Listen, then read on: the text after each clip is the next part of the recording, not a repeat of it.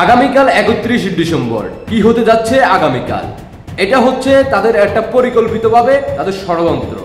কারণ ৫ই আগস্টের পরে আপনারা সবাই জানেন মাস্টার মাইন্ডরা তারা নিজের মুখে স্বীকার করছে বাংলাদেশের বিভিন্ন স্থানে তারা আগুন দিয়ে জ্বালা পোড়ার মাধ্যমে তারা ক্ষমতা আসছে, তারা করে কিন্তু ক্ষমতায় বসে আসছে।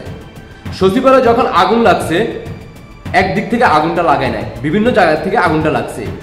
ঠিক একই অবস্থা এখন সচিবালয় পুলিশের গায়ের উপরে তারা গাড়ি উঠে দিচ্ছে, তাদের পাওয়ার। এটা হচ্ছে উপদেষ্টাদের পাওয়ার। তো সচিবালয়ে আগুন লাগার কারণে এখন মানুষকে অন্যদিকে মুভমেন্ট করার জন্য ৩১ ডিসেম্বরের এই পরিকল্পনা করা হচ্ছে।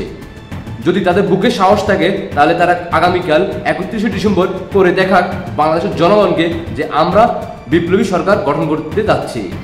দেখা যাবে আগামীকাল খেলা কেমন হয়। সবাই সাথে থাকুন আর ভিডিওটা দেখেন যে সচিবালয় একজন পুলিশের কর্মকর্তার উপরে তারা গাড়ি উঠে দিচ্ছে। কারণ তারা জানে ৫ই আগস্টের পরে যে ৩,০০০+ পুলিশকে তারা পড়াইয়া এই দুনিয়া থেকে বিতাড়িত করছে, তার তো বিচার হয় নাই। তো এখন বর্তমানে তারা পুলিশের গায়ের উপরে গাড়ি উঠেতে তাদের কোনো সমস্যা নাই, বিচার হবে না। শুধু ইউনুস গং তারা ক্ষমা করে দিবে, কারণ তারা পাকিস্তানের জিন্নাতের বংশের সন্তান। দেখতে থাকুন আর আপনার ব্যক্তিগত মতামত কমেন্টে অবশ্যই জানিয়ে যাবেন।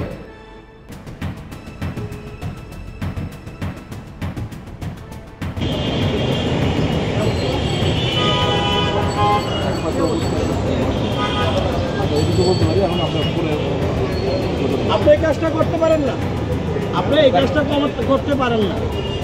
কি ক্ষমতা আপনার আছে, কালকে আপনার থাকবে না। না না না, আপনি দেখা আছে সম্পূর্ণ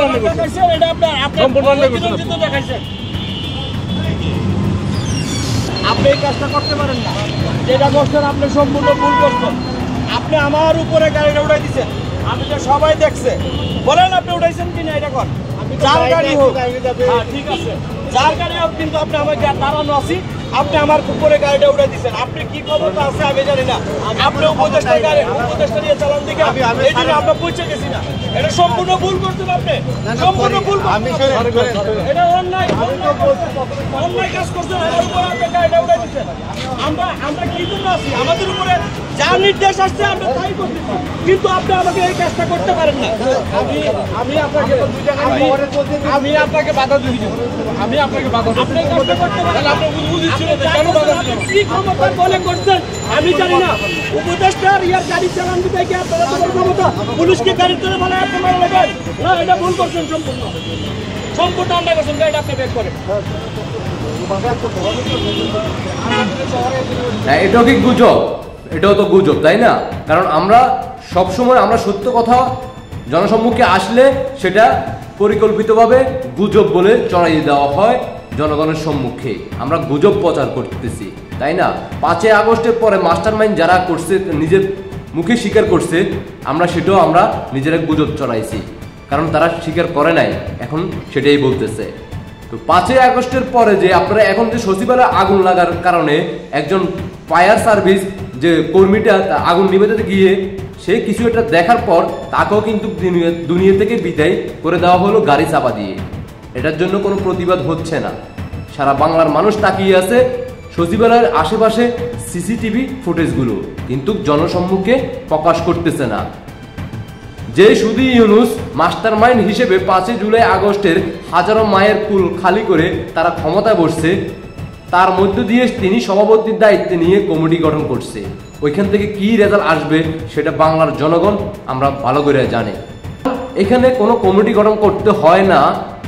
যেখানে আগুন লাগছে এক অফিসে আগুন লাগে নাই, বিভিন্ন স্থানে বিভিন্ন জায়গায় একই সাথে ভাগে ভাগে কিন্তু আগুনটা লাগানো হয় সচিবালয়। এটা পরিকল্পিতভাবে সমন্বয়করা তারা নিজেরাই আগুন লাগাইছে। এটা ভিডিও ফুটেজ, সিসিটিভি ফুটেজ 5 ঘন্টা আগে 6 ঘন্টা আগে থেকে সব ভিডিও ফুটেজগুলো একসাথে করলে দেখা যায় যে কে তারা এখানে দোষী।